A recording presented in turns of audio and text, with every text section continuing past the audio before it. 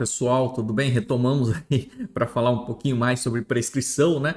Espero que o bloco passado não tenha sido traumatizante para vocês, que vocês tenham entendido prescrição. Então, olha lá, recapitulando, tá? Vamos falar um pouquinho sobre prescrição lá, recapitular o que a gente já conversou. A primeira coisa que você tem que saber é qual é o prazo de prescrição.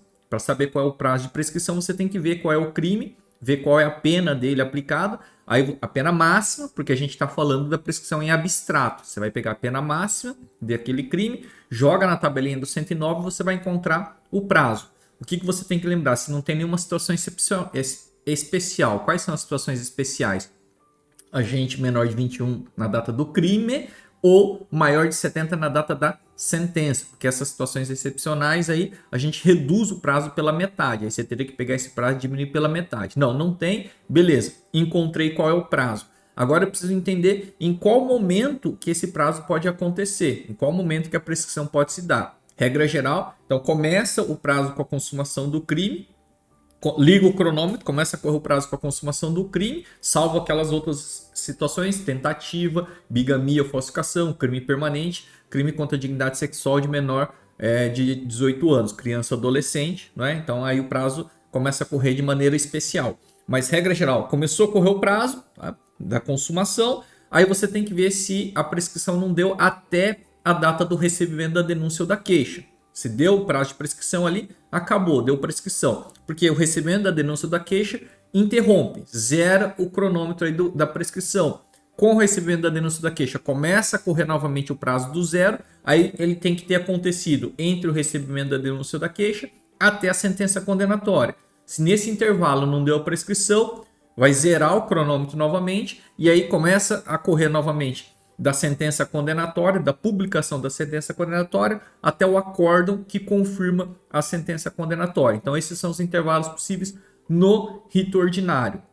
No rito do júri, lembrando, crimes dolosos contra a vida, aí tem marcos interruptivos da prescrição, marcos em que o cronômetro é zerado, diferentes, que é a sentença de pronúncia e o acórdão que confirma a sentença de pronúncia. Então, são intervalos diferentes aí que a gente tem só para o rito do júri. Tá bom? Beleza? Até aqui? Espero que sim, espero que isso tenha ficado claro para vocês.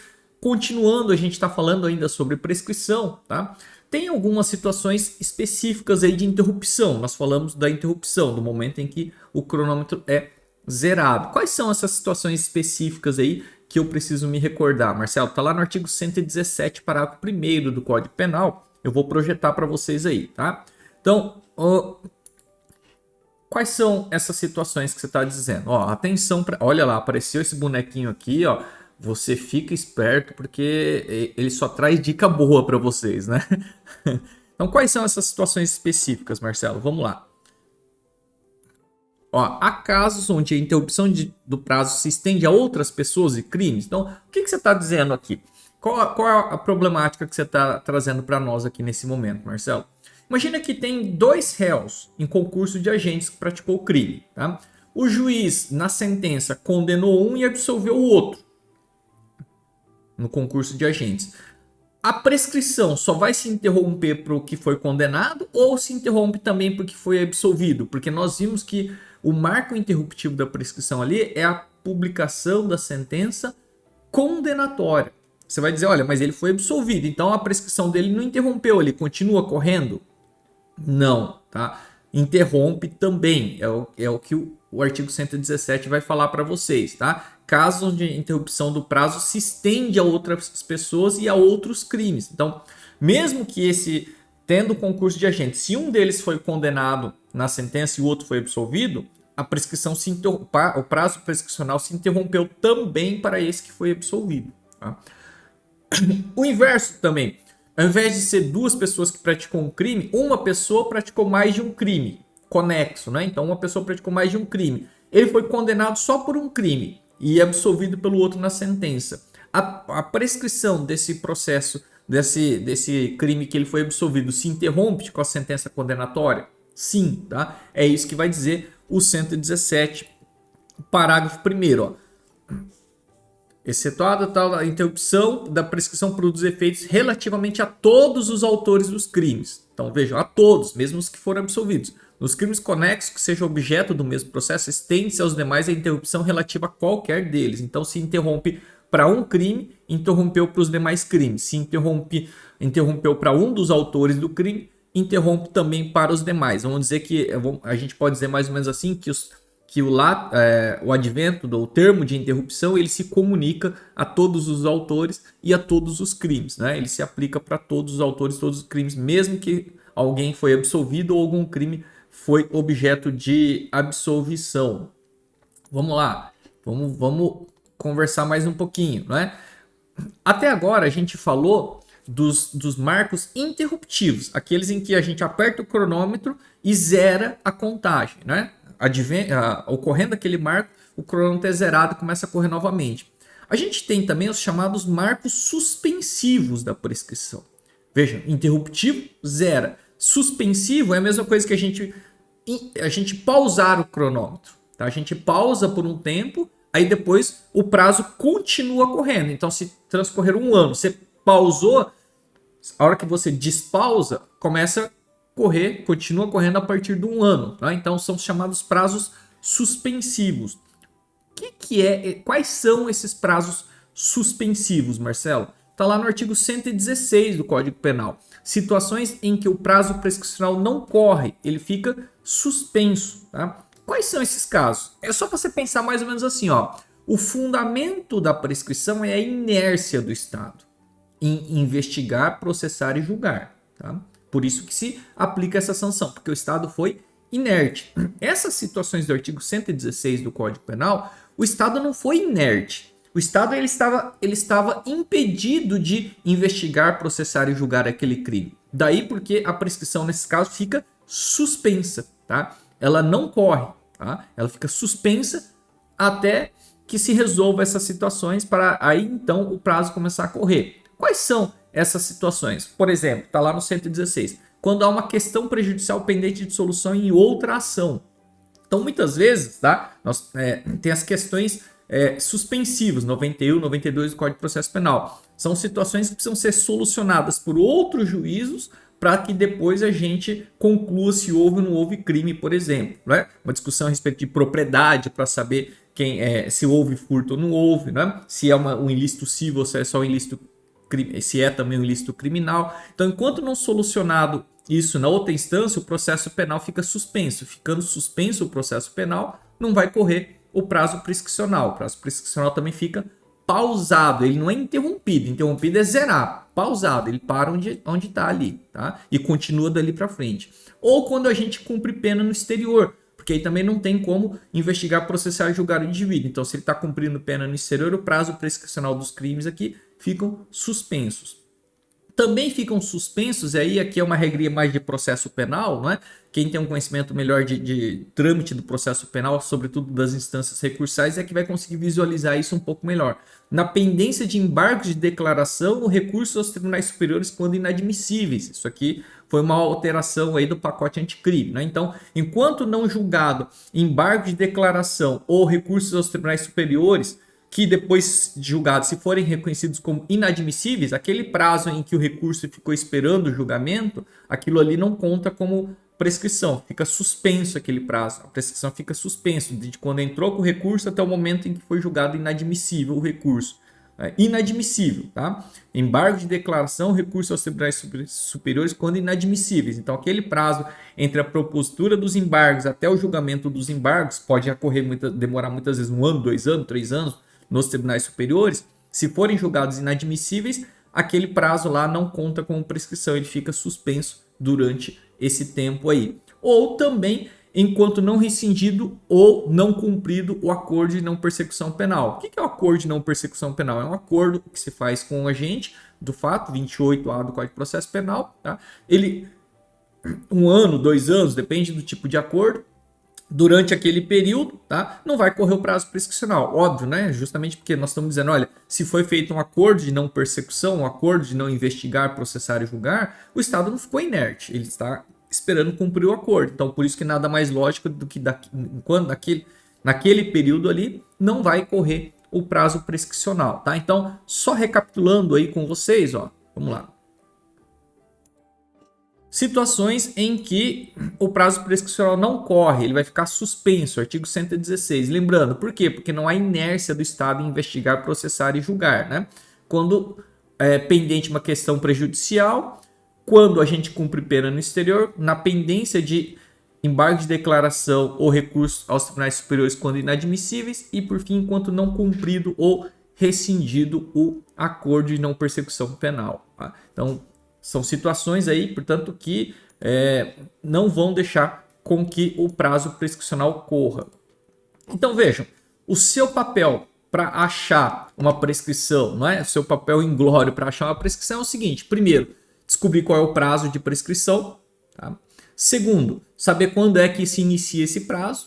Terceiro, ver se há algum marco interruptivo ou suspensivo do prazo prescricional. Tá? Então, por que o interruptivo? Porque é dentre esses marcos que você vai ver se ocorreu ou não a prescrição. Agora, muitas vezes você pode falar assim, opa, ocorreu. E aí você esquece que nesse intervalo houve algum marco suspensivo da prescrição, que não deixou ocorrer o prazo.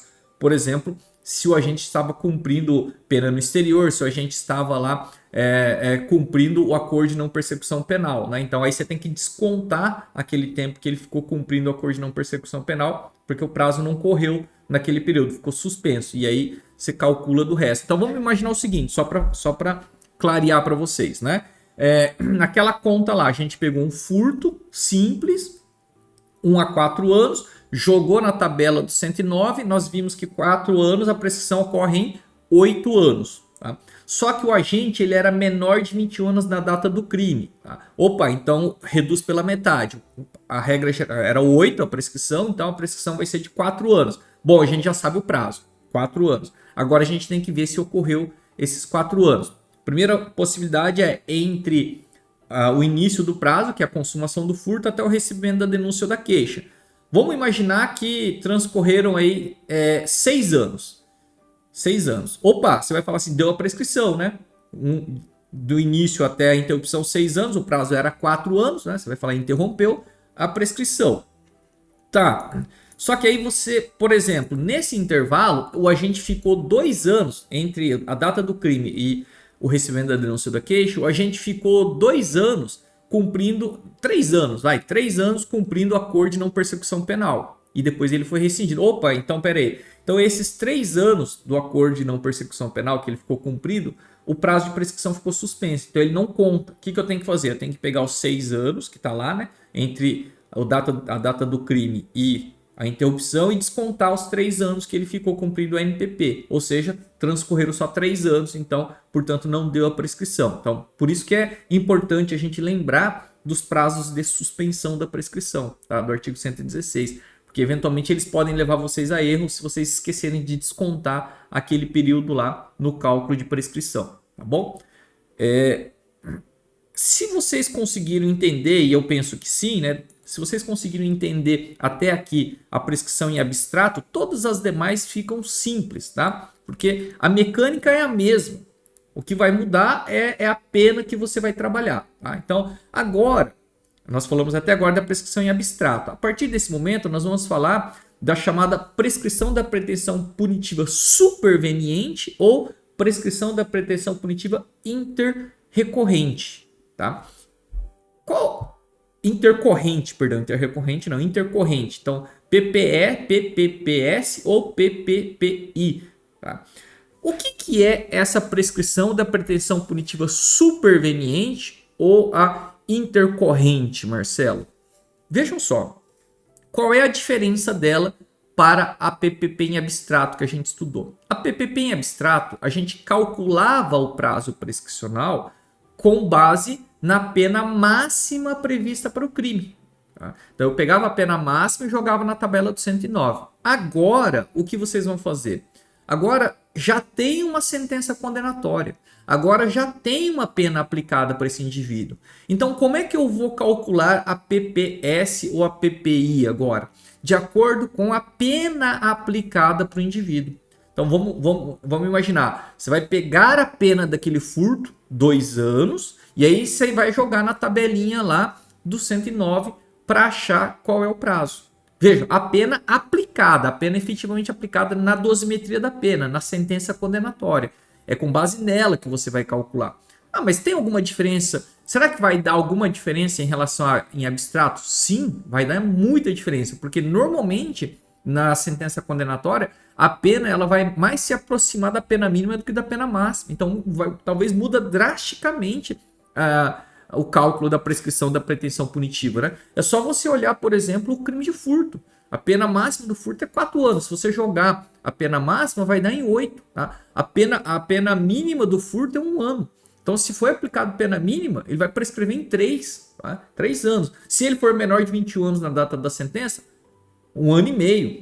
Então, vejam a diferença que pode dar, tá? Em relação ao mesmo furto simples. Porque agora a gente vai calcular de acordo com a pena aplicada na sentença. E isso pode dar uma diferença muito grande. Marcelo, os marcos interruptivos da prescrição, aquelas regras que a gente estudou especiais que alteram o prazo de prescrição, menor de 21 anos na data do crime, maior de 70 na data de sentença, também se aplicam a PPS ou PPI? Sim, aplica, tudo igual, tá? O jeito de calcular o prazo é tudo igual. A diferença é que você vai usar agora a pena aplicada na sentença e não a pena máxima do crime. É a única diferença. O resto, tudo que a gente viu sobre a prescrição da pretensão em abstrato, se aplica aqui também para PPS ou PPI. Então, ó, só para ficar mais didático para vocês, tá? Vejam, se a gente está falando, deixa eu mudar aqui também, tá? Primeiro. Então, nesse momento, a gente vai falar da chamada PPS ou PPI, tá? Então, com o trânsito em julgado para a acusação, há a possibilidade de novo cálculo da prescrição, agora de acordo com a pena aplicada. Como assim trânsito em julgado para acusação, né? Porque muitas vezes o que pode acontecer? O juiz aplicou uma pena de um ano, mas o Ministério Público recorreu para aumentar a pena. Ora, então ainda não dá para a gente reconhecer a PPS ou a PPI. Por quê? Porque a gente ainda não tem uma pena definitiva, né? Essa pena pode aumentar. E aí, se você calcular com base na pena aplicada, não vai dar certo. Então, a PPI ou PPS, que a gente está estudando agora, pressupõe o quê? Trânsito em julgado da acusação em relação à pena. A pena é aquela lá, tá definitiva. Aí, com base nela, você vai calcular a prescrição, jogando a pena aplicada naquela tabelinha do 109, tá? Mas vejam, aí, qual é o momento em que pode dar a PPS ou PPI? Essa é a grande diferença entre PPS, PPI e a prescrição retroativa que a gente vai ver depois. O momento em que pode dar a PPS ou a PPI é essa daqui, ó. Entre a sentença condenatória e o trânsito em julgado da sentença condenatória. Então, é aqui, você vai pegar a pena aplicada, tá? Joga na tabela do 109 e vê entre a data da sentença condenatória e a data do trânsito em julgado, esse intervalo aqui, se não deu a chamada PPS, tá? Ou a PPI, que são sinônimos. Então, por isso que eu até me confundi na hora de falar para vocês, porque como é que eu memorizei os termos aqui, o intervalo onde pode dar a PPS e a PPI, né? O nome é intercorrente, prescrição intercorrente, mas eu memorizo como interrecorrente, ou seja, entre recursos, né? Entre o recurso aqui, entre a sentença condenatória e os recursos, até o trânsito em julgado. Então é esse intervalo aqui que você vai calcular se deu a PPS ou a PPI. Aqui você tem que lembrar que eventualmente o prazo pode ter ficado suspenso em razão da pendência de embargos declaratórios ou recursos julgados inadmissíveis pelos tribunais superiores. Então, se houve nesse intervalo que você está calculando um recurso julgado inadmissível pelo Tribunal Superior ou embargos de declaração julgados inadmissíveis pelos tribunais superiores, esse prazo aí entre a interposição do embargo ou do recurso até o julgamento como inadmissível, você tem que descontar do cálculo da PPI, tá? Aqui onde pode acontecer aquela hipótese lá de suspensão do prazo do 116 que a gente falou um pouquinho aí para trás. Mas vejam, não tem muito segredo, né? Se você aprende tudo que vocês estudaram lá da PPP em abstrato, você vai usar aqui. Qual é a diferença? Como é que se calcula o prazo? Você vai pegar agora não a pena em abstrato, você vai pegar a pena aplicada desde que não haja recurso da acusação contra essa pena, ou seja, ela se tornou definitiva. Aí você joga na tabela do 109 e calcula. Se for menor de 21, reduz pela metade, ou maior de 70, também na data da sentença, reduz pela metade. E aí você vai olhar se entre a sentença condenatória e o trânsito em julgado não aconteceu essa chamada PPI ou PPS, tá? Beleza. Eu acho que tá ficando simples aí, né? Agora tá ficando mais tranquilo o estudo de prescrição para vocês, né? Imagino, né? E tem a terceira prescrição da pretensão punitiva que a gente falou lá, é a prescrição da pretensão punitiva retroativa. Veja, prescrição da pretensão punitiva retroativa. Como é que eu calculo essa chamada prescrição da pretensão punitiva retroativa, Marcelo? Ela é parecida com a PPI, só que ao invés de calcular da sentença condenatória para frente, você vai ver se não deu da sentença condenatória para trás, até o recebimento da denúncia, tá? Dentro daqueles marcos interruptivos lá. Então, veja, o que você vai fazer? Novamente, você vai pegar a pena aplicada, essa é a diferença em relação em abstrato. Você vai pegar a pena aplicada na retroativa, tá? E olhar se joga na tabela do 109 e vê o prazo. Aí você vai olhar se entre o recebimento da denúncia ou queixa e a sentença condenatória não deu a prescrição. Agora, com base na pena aplicada, tá? Então vamos lá, olha lá. Vamos ver se vai ficar claro para vocês isso aí, a gente fazendo uma projeçãozinha aqui. Qual é a diferença agora então? Agora nós estamos falando da retroativa, PPP retroativo, tá? Então, é igual a PPI em relação à base de cálculo, você vai usar a pena aplicada, tá? Joga na tabela de acordo com a pena aplicada no 109, vê quanto deu, e aí você vai olhar se aconteceu nesse intervalo aqui, ó, entre o recebimento da denúncia e a sentença condenatória. Você vai olhar se nesse intervalo aqui não deu a prescrição. Então, veja, se você estivesse calculando daqui até o trânsito em julgado, é PPI ou PPS, tá? Se você está calculando da sentença para trás, para ver se não deu prescrição nesse intervalo, é a retroativa. Essa é a diferença entre as duas. Qual a diferença das duas em relação a em abstrato? É que em abstrato você usa como base de cálculo a pena máxima do crime. Na PPI ou na retroativa, você leva em consideração, tá, a pena aplicada na sentença. Aí você joga a pena aplicada na sentença, você joga na tabela do 109 para ver quanto é o prazo prescricional. E aí, se você estiver olhando esse prazo prescricional entre o recebimento da denúncia ou a sentença condenatória, é a retroativa. Por que retroativa? Porque da sentença para trás, tá? Se você está olhando da sentença condenatória até o trânsito em julgado, aí você está calculando a PPI ou PPS. Essa é a diferença entre as duas, retroativa e a PPS. Pessoal, não se assustem, tá? Não se assustem. É só começar a olhar com calma que vocês não vão esquecer disso. Marcelo, eu lembro que você falou do rito do júri, né? No rito do júri tinha marcos interruptivos diferentes, né? Então vejam, como é que eu calculo a PPI ou PPS no júri? Aí é a mesma coisa, é da condenação do júri, lá no plenário do júri, para frente, até os recursos, tá? E se eu estiver falando, tá, da retroativa, prescrição retroativa, então é da condenação do júri para trás. E o que tem para trás no júri de marcos interruptivos? Vamos nos recordar, né? Então, como é que eu calculo a prescrição retroativa no júri? Olha lá, tá? Se a gente está falando de júri, ó,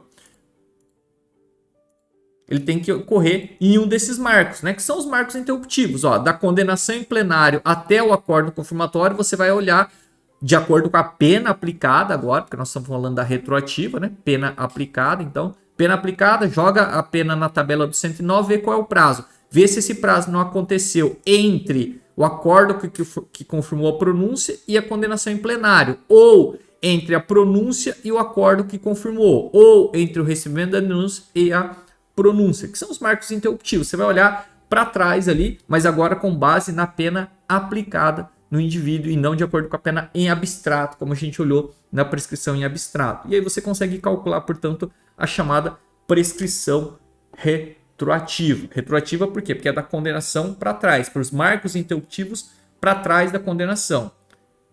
Intercorrente ou superveniente da condenação para frente, os marcos interruptivos da sentença condenatória para frente. E assim você calcula, então, PPI, PPS da sentença para frente, retroativa da sentença condenatória para trás. As duas usando como base de cálculo a pena aplicada. Joga a pena aplicada lá na tabela do 109 e vê qual é o prazo de prescrição. Espero aí que tenha ficado fácil para vocês tudo isso aqui, né? Penso que sim, penso que se vocês olharem com calma aí, não vai ter nenhum problema em relação a isso aí, tá? Eu vou encerrar aqui esse bloco para não ficar muito cansativo para vocês, tá? E depois a gente tem mais um bloco aí para falar sobre prescrição virtual antecipada e também sobre a prescrição da pretensão executória, tá bom, pessoal? Até mais. Grande abraço aí.